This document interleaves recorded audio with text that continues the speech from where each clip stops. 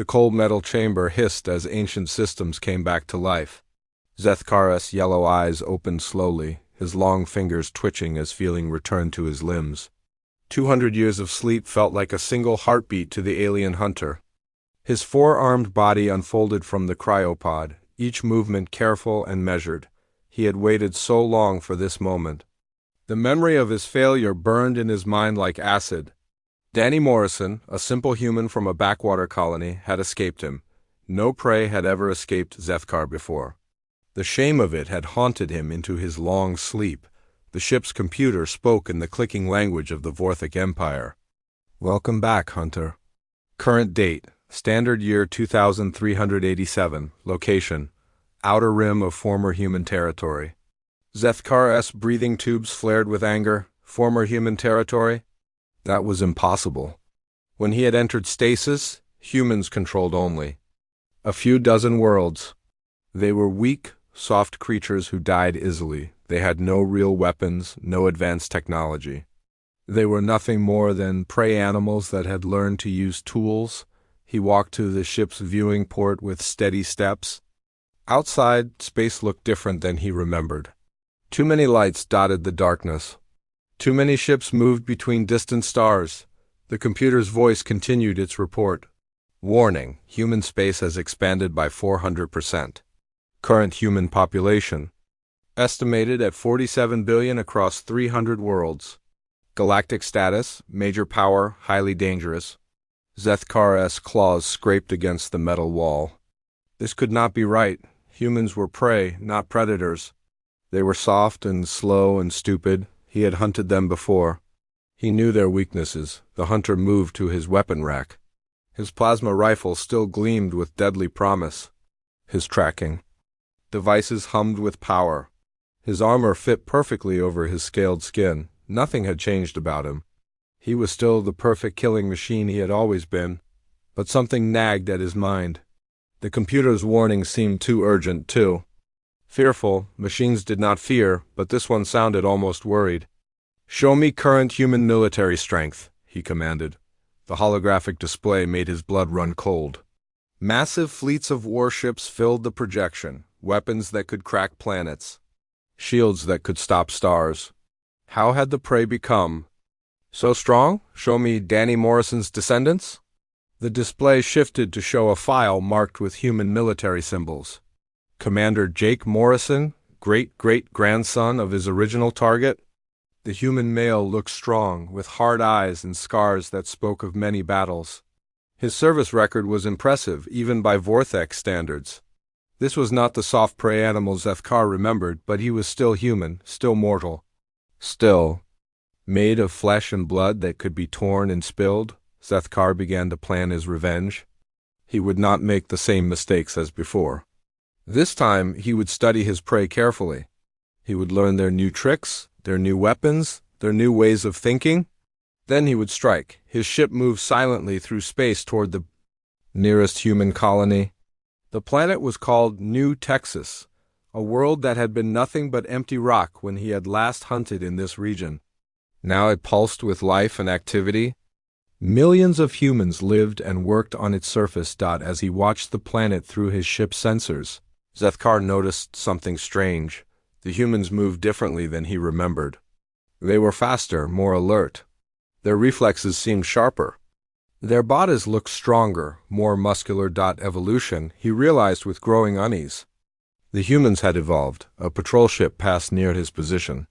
Zethkar activated his cloaking device and studied the vessel. It was sleek and deadly, built for war. Inside, he could see the heat signatures of the crew. 5 humans, all showing the enhanced physiology he had noticed on the planet. One of them, a female with short brown hair, suddenly turned toward his position. Her eyes seemed to look right through his cloak. For a moment, Zethkar felt something he had not experienced in centuries. Uncertainty. The female human spoke to her crew. Something's out there. I can feel it watching us. Her commander, a large male with graying hair, nodded. Run a full sensor sweep. If there's something hiding in our space, I want to know about it. Zethkar pulled his ship back, amazed. The human female had sensed him through military-grade cloaking technology. That should have been impossible. Humans did not have that kind of intuitive ability 200 years ago. He needed more information. The hunter set course for a small research station orbiting the planet's moon. If he could capture some humans and study them, he might understand. What had changed? The research station was lightly defended, perfect for his purposes. Zethkar docked his ship to an unused port and activated his personal cloak. The corridors were bright and clean, filled with the scent of human activity. He found his targets in the main laboratory. 3 humans worked at various stations, their attention focused on their tasks.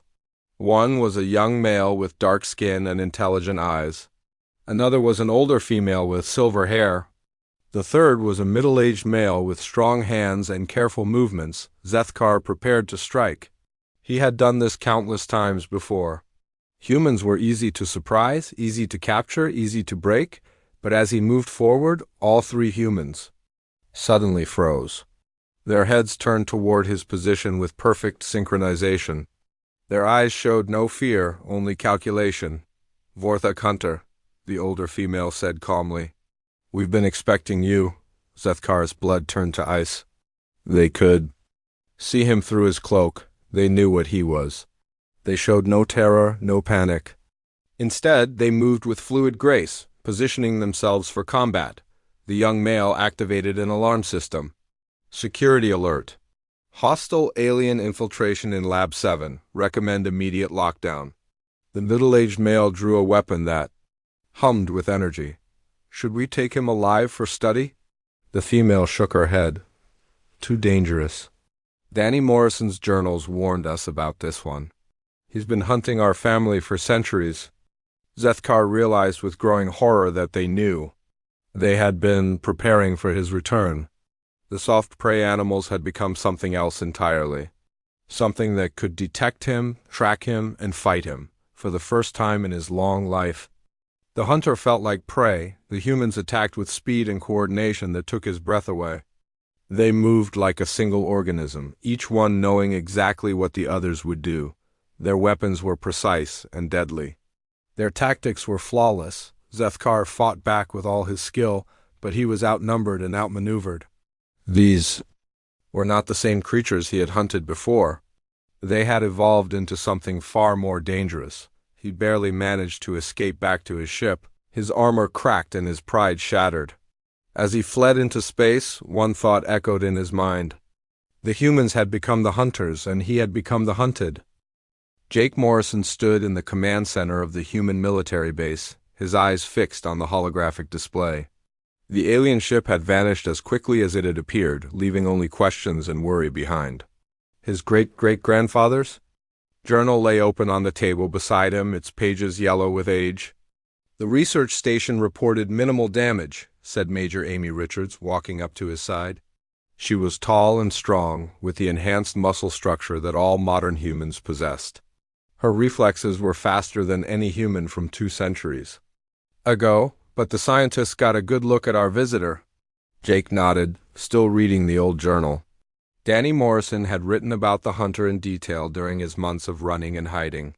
The alien was called Zethkar, and he came from a species that lived for hunting. They were patient, intelligent, and completely without mercy. What did our people learn? Jake asked. Amy activated another display. Dr. Lisa Brooks analyzed the energy signatures. "It's definitely Vorthak technology, but old." "Very old." "The ship's design matches records from the ancient war archives." Dr. Lisa Brooks entered the command center carrying a data tablet. She was a small woman with sharp eyes and quick movements. Her job was studying alien life forms, and she had become very good at it over the years. "Commander Morrison," she said, "I've finished my analysis. This hunter has been in stasis for at least 200 years. His technology is advanced but outdated. He doesn't know what we've become." Jake looked up from the journal. "What have we become, Doctor?" Lisa smiled, but it was not a happy expression. "Something he's never hunted before. The human body has changed dramatically since his last visit. We're faster, stronger, and more resilient. Our nervous systems process information at incredible speeds. Our healing rate is 3 times faster than our ancestors." She touched the tablet and new images appeared on the display. But the physical changes are nothing compared to the mental ones. We've developed enhanced pattern recognition, improved tactical thinking, and something we call collective awareness. Major Richards frowned. Collective awareness? When humans work together now, we form a kind of mental network. We can sense each other's intentions, coordinate without speaking, and react as a single unit. It's not telepathy exactly, but it's close. Jake felt a chill run down his spine. He had noticed this ability in his own soldiers, but hearing it explained made it sound almost alien. How did this happen? Dr. Lisa Brooks pulled up another chart. Constant warfare with hostile alien species. Every generation faced new threats, new toxins, new ways to die. Only the most adaptable humans survived to have children. Evolution accelerated beyond anything in our history. Captain Ryan Parker entered the room, his face grim. He commanded the Frontier Defense Fleet, and his ships had been patrolling the outer systems for weeks. We've got a problem. 3 more ships have gone missing near the asteroid belt. No distress calls, no wreckage. They just vanished. Jake closed the journal and stood up. He's hunting again, testing our defenses, learning our patterns. But why? Amy asked. What does he want? Jake pointed to a passage in the journal. Revenge. My ancestor humiliated him by escaping. For a species that lives for the hunt, that's the worst possible shame. He won't stop until he kills everyone connected to the Morrison family. Double quotes. Dr. Brooks looked worried. Commander, there's something else. I've been studying the old records about Vorthak hunters. They don't just kill their prey, they adapt to it. If this one has been watching us, he's probably already started changing himself to match our abilities. The thought made everyone in the room uncomfortable. An alien hunter with human-level adaptation would be nearly impossible to stop. What do you recommend? Jake asked. We need to capture him, Lisa said. Study his technology, learn his weaknesses. But more importantly, we need to understand how much he's already learned about us. Ryan shook his head. Capture a Vorthak hunter? That's suicide. They're living weapons. So are we, Amy said quietly. More than we used to be. Jake looked at his team. These people represented the best of what humanity had become. They were smart, tough, and absolutely loyal to each other. If anyone could stop an ancient alien hunter, it would be them. Dr. Brooks, I want you to set up a research lab on the mining station at Asteroid X7. Make it look like a normal scientific facility, but fill it with sensors and traps. If he comes looking for more humans to study, we'll be ready. What about bait? Ryan asked. Jake smiled grimly. I'll be the bait. If he wants Morrison blood, he can come and take it.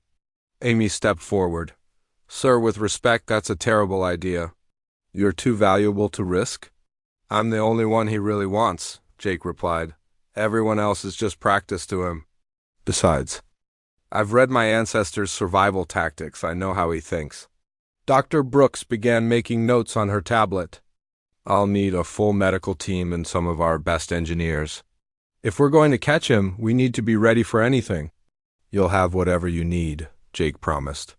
But remember, this isn't just about stopping one hunter. If we succeed, we'll have access to Vorthak technology. That could change everything for humanity. Over the next few days, the team worked furiously to prepare their trap. The mining station was equipped with the most advanced sensors available. Hidden weapons were installed throughout the facility. Medical teams stood ready to study any alien technology they might capture, but Jake couldn't shake the feeling that they were missing something important. The hunter had survived for centuries by being smarter than his prey. He wouldn't walk into an obvious trap. On the 3rd night, alarms began blaring throughout the station. Something was attacking the outer defenses. But when Jake looked at the sensor readings, he saw nothing. Ghost contacts, the sensor operator reported. Multiple signatures, but they keep disappearing. Amy frowned at her display. It's like he's testing our responses, learning how we react to threats. Suddenly, the lights went out. Emergency power kicked in a moment later, bathing everything in red light. In the darkness, Jake heard a sound. That made his blood run cold. Clicking, the communication sound of the Vorthek. "He's inside," Lisa whispered into her communicator. "All teams, the hunter is inside the station." Jake drew his weapon, feeling his enhanced reflexes kick in. His heart rate increased, but his hands remained steady. Around him, his team moved, with the fluid coordination that marked evolved humans, but somewhere in the darkness, something even more dangerous was hunting them. And Jake began to wonder if humanity's evolution would be enough to save them from a creature that had been perfecting the art of killing for centuries. The hunt had begun again, and this time neither predator nor prey would escape unchanged. The red emergency lights cast strange shadows throughout the mining station. Jake Morrison moved carefully through the corridor, his weapon ready. Behind him, Amy Richards and 2 other soldiers followed in perfect formation. They didn't need to speak to coordinate their movements. The collective awareness that Dr. Brooks had explained was working perfectly. Jake could feel his team's presence in his mind like warm spots of light. He knew Amy was covering the left corridor without looking. He knew the soldiers behind him were watching for rear attacks.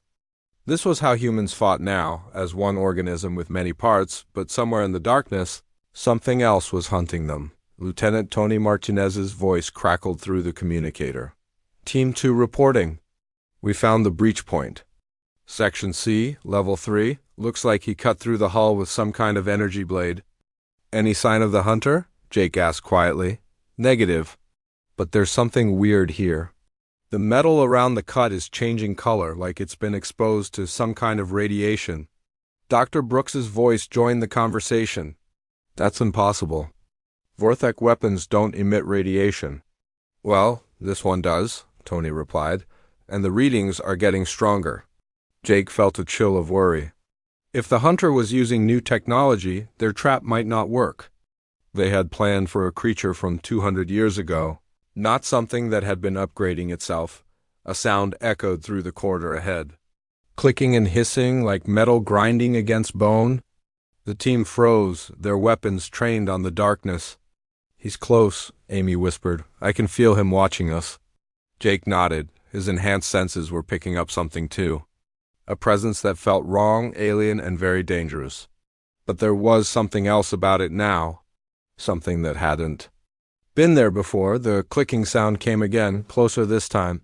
Then they heard footsteps, but not the heavy tread of the 4-armed hunter they expected.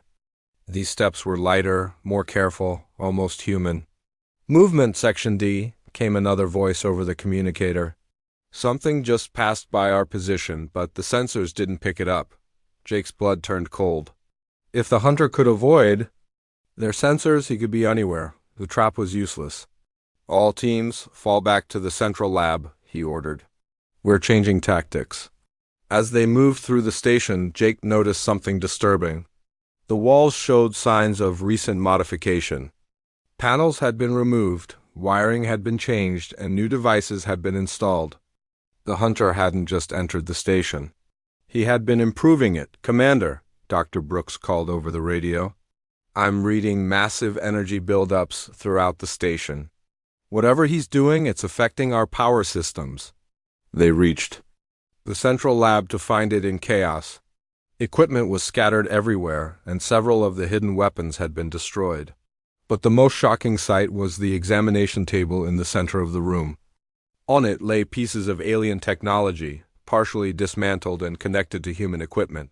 "He's been studying our gear," Amy said in disbelief, "learning how our weapons work." Jake approached the table carefully. The alien devices were unlike anything he had seen before. They seemed to pulse with their own life, and some of them were changing shape as he watched. "This is Vorthek biotechnology," Dr. Brooks explained as she examined the devices.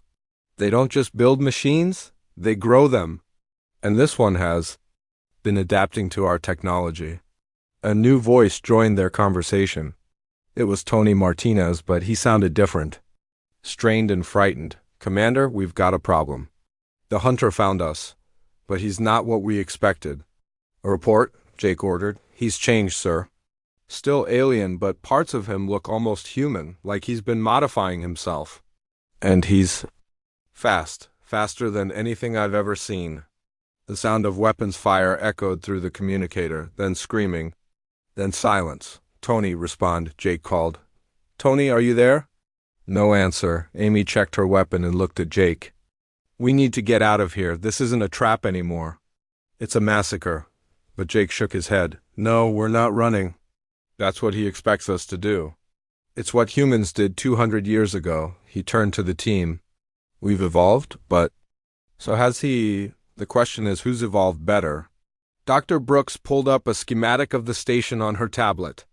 "If he's been modifying the power systems, he might be trying to overload the reactor. That would destroy the entire station and everyone on it.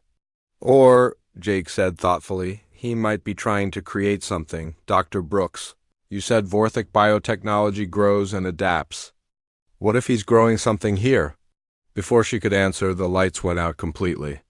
This time, even the emergency power failed. In the absolute darkness, they heard the clicking sound again, but now it was coming from multiple directions. "He's not alone," Amy whispered. "There are others with him." Jake's enhanced hearing picked up movement all around them.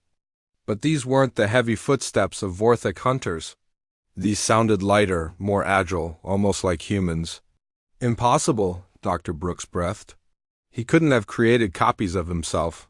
That would take months of preparation."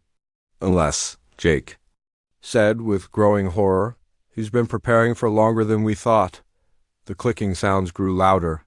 In the darkness, Jake could make out shapes moving toward them. They were human-sized but moved with an alien grace. Their eyes glowed with a sickly yellow light. "He's been taking humans," Jake realized. Capturing them and changing them, the hybrid creatures attacked without warning. They moved with inhuman speed and coordination, but they fought with human tactics. Jake's team responded with their own enhanced abilities, but they were outnumbered and surrounded. The battle was brutal and confusing. Jake found himself fighting creatures that looked like people he might have known, but acted like alien predators. They used human weapons combined with Vorthic technology, creating a deadly combination. Amy fought beside him, her enhanced reflexes keeping her alive against impossible odds. But even their evolved abilities were being tested to the limit. "The reactor room," Dr. Brooks shouted over the noise of battle. "If we can reach it, we can shut down whatever he's powering." Jake nodded and began fighting his way toward the exit. His team followed, their collective awareness allowing them to coordinate their retreat perfectly. But the hybrid creatures pursued them relentlessly. As they ran through the corridors, Jake realized with growing dread that this was only the beginning. If the hunter could create these creatures, he could build an army. And if he could build an army, he could hunt down every human in the galaxy. The stakes had just gotten much higher. This wasn't just about revenge anymore. It was about the survival of the human race. Behind them, the clicking sounds grew louder, and Jake knew the real hunt was just beginning. The escape pods launched from the mining station just as the reactor exploded. Jake Morrison watched through the small window as the entire facility was consumed in a ball of fire and metal. Somewhere in that destruction, Zethkar's hybrid creatures had died, but the hunter himself was still alive. "Emergency signal detected," reported Captain Ryan Parker from the rescue ship. "It's coming from the asteroid field. Long-range sensors show a large vessel moving away from the explosion site." Jake sat in the medical bay while Dr. Lisa Brooks treated his wounds. The battle with the hybrid creatures had been costly. 3 of his team members were dead, and the rest were injured. But they had learned something important about their enemy. "The blood samples I collected are fascinating," Dr. Brooks said as she worked. "The hybrids weren't just modified humans. They were a completely new species. Part human, part Vorthic, but something else too." Amy Richards limped over to join them. Her left arm was in a sling, but her eyes were sharp with anger. "How long do you think he's been preparing this?" "Months, maybe years," Lisa replied. "Creating stable hybrids would require extensive testing. He's been hunting our people for much longer than we realized." Jake stood up, ignoring the pain in his ribs. "Then we need to stop him before he creates more." "Dr. Brooks, what did you learn from the technology samples?" She pulled up her research. On a tablet, the Vorthak don't just build machines. They grow them using their own biological processes. But this hunter has been modifying his own body using human DNA. He's trying to become the perfect predator. What does that mean? Ryan asked. It means he's faster and stronger than any normal Vorthak. But he's also developing human traits like our enhanced intuition and pattern recognition. He's becoming more dangerous every day. Jake studied the data on the screen. The genetic modifications were incredible. The hunter had somehow combined the best traits of both species while eliminating their weaknesses. If he succeeded completely, he would be unstoppable. There's something else, Lisa continued. The modifications are changing his brain structure. He's losing some of his original Vorthak instincts, but gaining new abilities. He's becoming something that has never existed before. The ship's communications officer approached them. Commander Morrison, we're receiving a transmission. It's coming from the hunter's ship. Jake looked at his team. Put it through. The voice that came over the speakers was different from what they expected. It still had the clicking accent of the Vorthak, but there was something human about it. Now, something that made it even more terrifying. Jake Morrison, the voice said, descendant of Danny Morrison. You have seen what I have become. Your people have evolved, but so have I. I am no longer just a hunter. I am something new. What do you want? Jake asked. What I've always wanted, to complete the hunt that your ancestor began. But now I understand that killing you would be too simple. I will hunt your entire species until none remain. The transmission cut off, leaving the bridge in silence. Dr. Peter Collins, the ship's evolutionary biologist, had been listening to the conversation. Commander, if what he says is true, we're facing an extinction-level threat. A creature with Vorthak hunting skills and human adaptability could destroy us all. Jake felt the weight of responsibility on his shoulders. This was no longer about his family's past. The entire human race was in danger. What are his weaknesses? He asked it, Doctor. Brooks consulted her notes. The modifications are making him stronger, but they're also making him unstable. His original Vorthak programming is fighting with his new human instincts. That might be something we can exploit. How? Humans are social creatures. We work together. We form bonds. We protect each other. Vorthak are solitary hunters. They work alone and trust no one. If he's truly becoming part human, he might be developing human emotional needs. Loneliness, doubt, the need for companionship. Amy shook her head. That doesn't sound like something we can use in a fight. Maybe not directly, Lisa said. But psychological warfare might be more effective than physical combat. If we can make him question his own identity, we might be able to defeat him. Jake considered this. His ancestors' journal had mentioned that the hunters seemed to enjoy the chase as much as the kill. If he was becoming more human, those emotions might be getting stronger. We need to prepare for his next attack, Jake decided. But we also need to understand what's driving him. Dr. Brooks, I want you to analyze everything we know about Vorthak psychology, Dr. Collins. Study the evolutionary implications of his modifications. Amy, coordinate with the fleet. We need to be ready for anything. Over the next few days, they worked frantically to prepare. The fleet gathered ships from across human space. Scientists studied the captured technology. Engineers developed new weapons and defenses, but Jake couldn't shake the feeling that they were still missing something important. The hunter had been planning this for centuries. He wouldn't make the same mistakes twice. The answer came when they detected energy signatures near the human colony of New Boston. The hunter's ship was in orbit, but it wasn't attacking. It was just watching. He's studying us, Jake realized. Learning how we've changed, how we fight, how we think. Should we attack? Ryan asked. No, Jake said. That's what he expects. Instead, we're going to give him exactly what he wants. Me. Amy stood up angrily. Absolutely not. We're not using you as bait again. This isn't about bait, Jake explained. It's about evolution. He's changing into something new, but he's still driven by his original programming. He needs to complete his hunt, or he'll never be stable. Dr. Brooks looked worried. Commander, if you're right, he won't just kill you.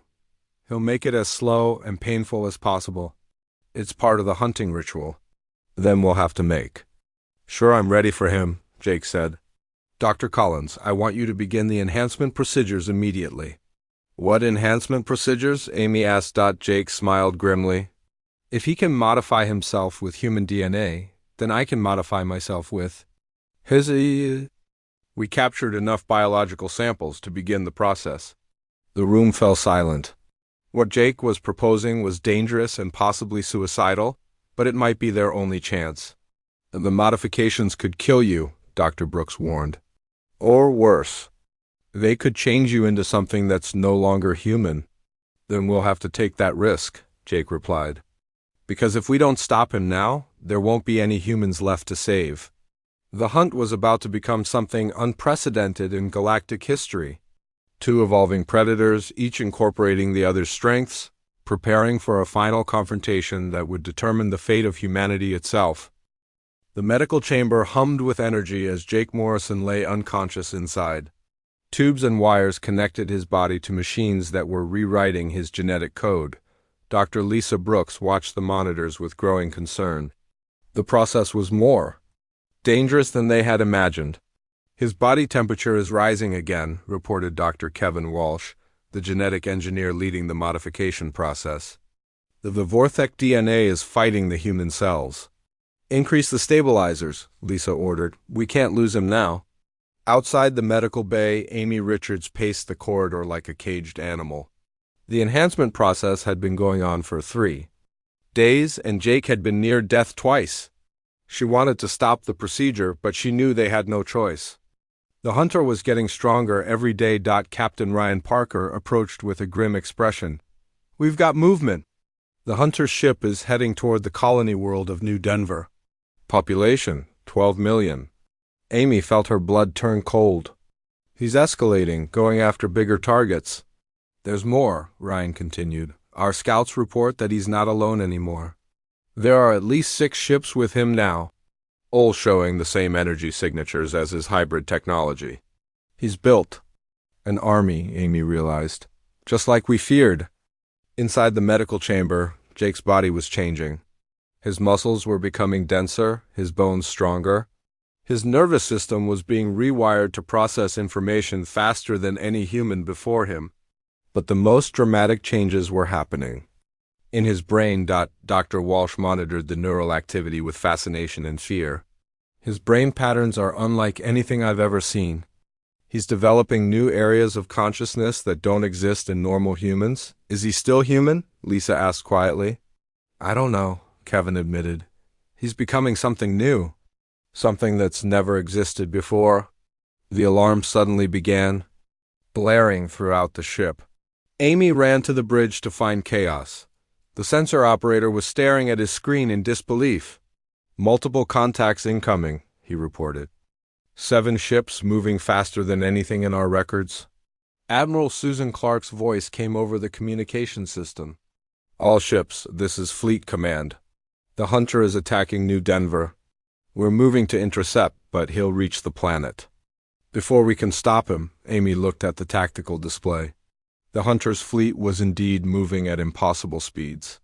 Whatever modifications he had made to his ships, they were far beyond human technology. How long until they reached the planet? She asked. 18 hours, the sensor operator replied. Maybe less. Amy made a decision that could cost Jake his life. Dr. Brooks, we need to wake him up now. The process isn't complete, Lisa protested. Over the communicator. If we stop now, the modifications could kill him. If we don't stop the hunter, he'll kill 12 million people, Amy replied. We have to take the risk. In the medical bay, the doctors began the dangerous process of bringing Jake out of the enhancement chamber. His body convulsed as the machines shut down. His heartbeat became irregular. For a terrifying moment, they thought they had lost him. Then his eyes opened. But they weren't entirely human anymore. They had a golden tint that reflected light like an animal's eyes. When he sat up, his movements were fluid and predatory. How do you feel? Dr. Brooks asked nervously. Jake tested his enhanced muscles and reflexes. Everything felt different, stronger, faster, more acute. He could hear conversations happening 3 decks away. He could smell the fierce sweat of the crew members. His mind was processing information at incredible speeds. "Different," he said finally. His voice had a slight clicking quality now, like the hunter's, but still human, still me. Amy entered the medical bay and stopped short when she saw him. Jake looked the same, but there was something alien about his presence now.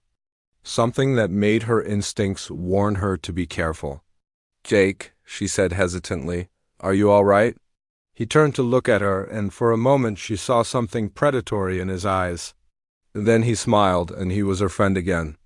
"I'm fine," he said. "Better than fine. I can feel everything now. The ship, the crew, the fear in everyone's minds, and something else." "What?" Lisa asked. "The hunter. I can sense him. He's not just hunting us anymore. He's become obsessed. The modifications have driven him partially insane." Jake stood up, and Amy noticed that he moved with the same fluid grace as the hybrid creatures they had fought. But there was still something human about him, something that gave her hope. "What's the plan?" she asked. "We stop him," Jake said simply. "But not the way you think. I understand him now. The Vorthek part of his mind is fighting with the human part.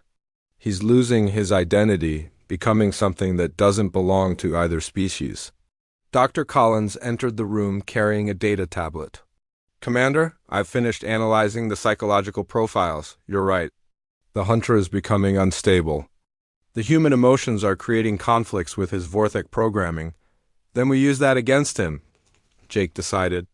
"But first we need to save New Denver." The fleet moved toward the colony world at maximum speed, but they all knew they would be too late. The hunter ships were faster and had a head start. 12 million people were about to face an alien predator with an army of hybrids. But as they traveled through space, Jake began to change their strategy. His enhanced mind was developing tactical ideas that no normal human could have conceived. He understood both species now, and he could think like both predator and prey. "Amy," he said as they approached the planet, "I need you to coordinate with the colony's defenses. But don't try to fight the hunter directly. Instead, focus on the hybrids." "Why?" "Because they're the key to his psychological breakdown. He created them to be the perfect soldiers, but they're also a reflection of his own divided nature. If we can turn them against him, he'll lose the last of his sanity." Amy nodded, though she didn't fully understand. Jake's thinking had become alien in some ways, but she trusted him. As they entered the New Denver system, they could see the battle had already begun.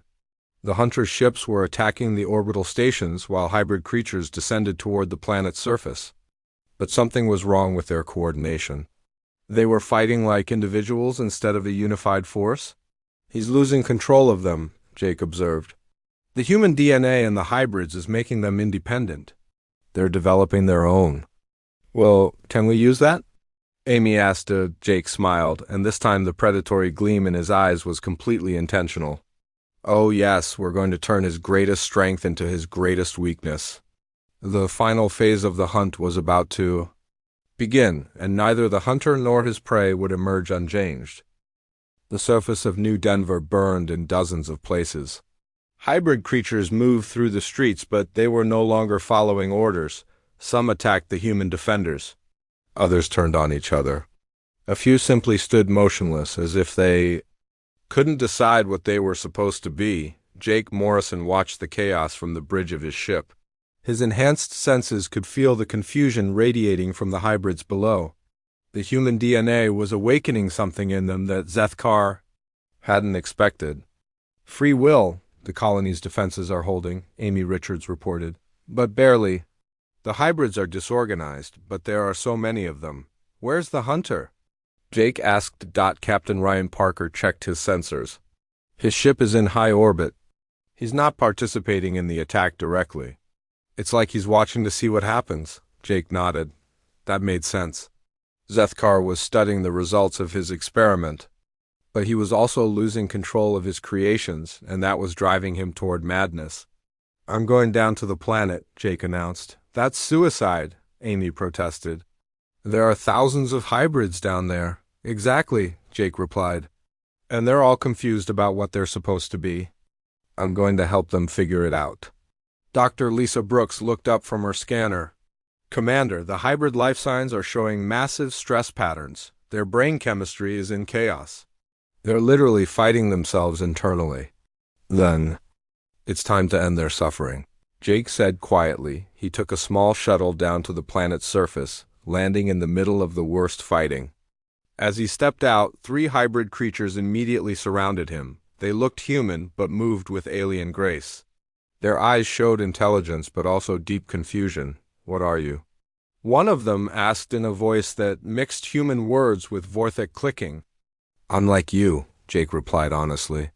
Part human, part something else, but I know what I am. The hybrids tilted their heads in unison, studying him. Jake could feel their minds reaching out, trying to understand. They were desperate for answers. About their own identity. You were created to be weapons, Jake continued, but you're also part human. And humans choose their own purpose. The Master says we must kill, another hybrid said, but its voice was uncertain. The Master is confused too, Jake replied. He's forgotten what he was, and he doesn't know what he's becoming. You don't have to follow someone who's lost. More hybrids gathered around them. Some came from the fighting in the city. Others seemed to appear from nowhere. They all had the same desperate hunger for understanding. We feel things, the first hybrid said, feelings that hurt, feelings that make us want to protect instead of destroy. The Master says these feelings are weakness. The Master is wrong, Jake said firmly. Those feelings are what make you alive, what make you real. Above them, Zethkar's ship descended from orbit. The hunter had seen enough. His experiment was failing, and his prey was turning his own weapons against him. The ship landed nearby with a thunderous crash. When the ramp lowered, Zethkar emerged. But he was barely recognizable as the same creature who had hunted Danny Morrison 2 centuries ago. He was taller now, his 4 arms more muscular. His scales had taken on a human-like texture in places. His eyes held intelligence that was both alien and human, but there was also madness there. The madness of a being caught between 2 natures and belonging to neither. Jake Morrison, he called out, his voice a mixture of clicks and human words. You have poisoned my children with your weakness. I've given them choice, Jake replied, stepping forward. Something you never had. Zethkar laughed, a sound that was both terrifying and somehow tragic. Choice is an illusion. There are only predators and prey. I have made myself the ultimate predator. You've made yourself into nothing, Jake said. Neither Vorthek nor human. You don't know what you are anymore? The hunter's face twisted with rage. I am evolution perfected. I am what your species will become when I have finished with them. No, Jake said calmly. You're what happens when someone tries to become perfect instead of remaining true to themselves. Around them, the hybrids watched the confrontation with growing understanding. They could see their creator's madness, and they could feel Jake's certainty about his own identity. Zethkar attacked without warning, moving faster than any creature should be able to move. Jake was ready. His own enhancements allowed him to match the hunter's speed, and his human intuition helped him predict the aliens' tactics. They fought across the ruined landscape, 2 evolved beings testing the limits of what their modifications could achieve. Zethkar was stronger and had more experience. But Jake had something the hunter had lost in his quest for perfection. He knew exactly who he was. You cannot win, Zethkar snarled as they grappled. I am superior in every way. You're superior at everything except being yourself? Jake replied. Breaking free from the hunter's grip, the words hit Zethkar like a physical blow. For a moment, his perfect coordination faltered. In that instant of doubt, Jake struck, but instead of trying to kill the hunter, Jake did something unexpected. He reached out with his enhanced senses and touched Zethkar's mind. What he found there was chaos. 2 sets of instincts fighting for control. 2 different ways of thinking trying to exist in the same brain. I can help you, Jake offered. You don't have to be torn apart like this. Zethkar's eyes widened with something that might have been hope. For a moment the madness cleared, and Jake could see the original hunter underneath all the modifications, but the moment passed. Zethkar's pride reasserted itself, and with it his madness. "I need no help from prey," he snarled, and attacked again. This time Jake didn't hold back.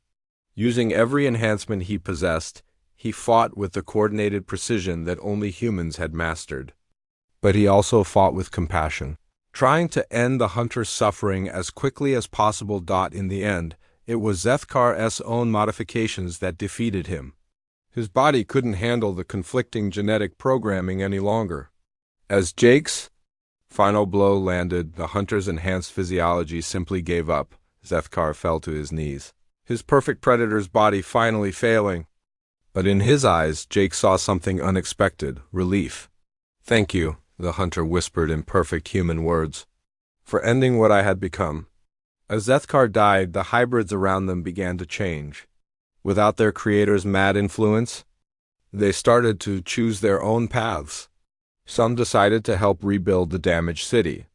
Others simply walked away to find their own purposes. Jake stood among them, no longer fully human but still knowing exactly what he was. He was proof that evolution didn't have to mean losing yourself. It could mean becoming more than you were while staying true to what you had always been. The hunt was over. But the real work of understanding what humanity could become was just beginning.